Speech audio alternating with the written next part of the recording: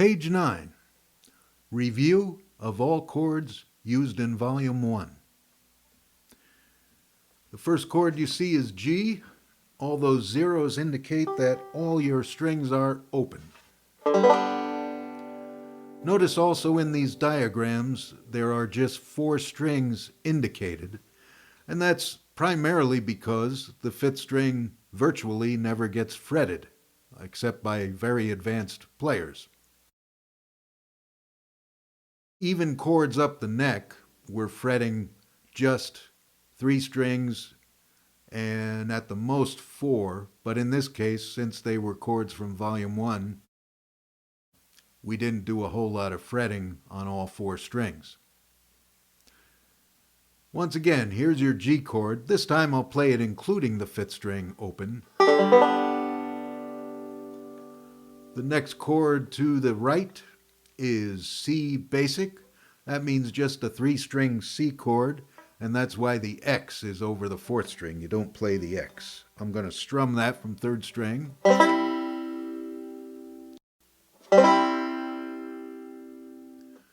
Next is the full C chord. That is fretted with 3 fingers, plus the 3rd string is open within. You can also strum the 5th string with that chord.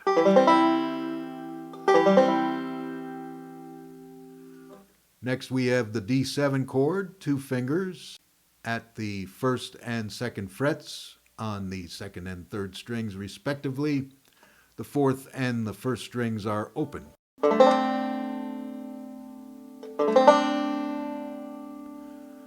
5th string doesn't really work with the strum all that much.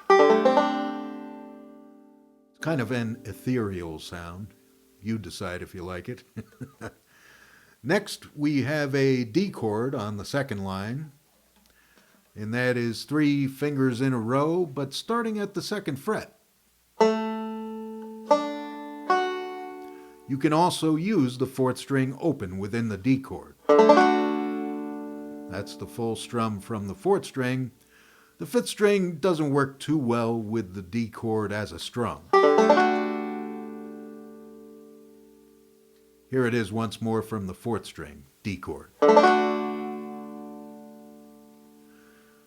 Next we have a bar chord, a D bar 7th fret. I bar with my index finger.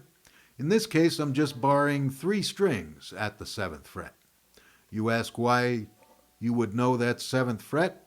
If you look back, you'll see where the 5th fret is located. So count up 2 and your bar ends up at the 7th fret on the 3rd, 2nd, and 1st strings. You can also use the 4th string in conjunction with that strum. 4th string open, that is. Then moving along to the right, we have a C, bar 5th fret. And that is, like I said, a 5th fret bar. That's the strum. You would not use the 4th string with the C chord bar, so we'll just leave it at a 3-string strum for now. Going to the bottom line, we're at A minor, and that, for the time being, is a 3-string chord. 4th string is out of the picture there. Next is an A bar 2, bar the 2nd fret. In this case, 3 strings. The day will come shortly when we'll bar all 4 strings. Next we have a G, quote, D shape.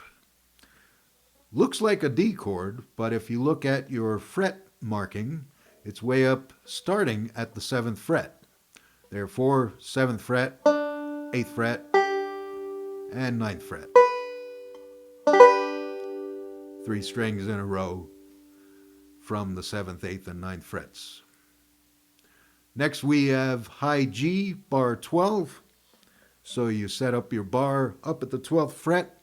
Most banjos have a double dot at the 12th fret, so don't worry about going 1, 2, 3, 4, 5, 6. Just look for your double dot, bar that fret, and you have a high G, bar 12. We won't use the 4th string for that one either.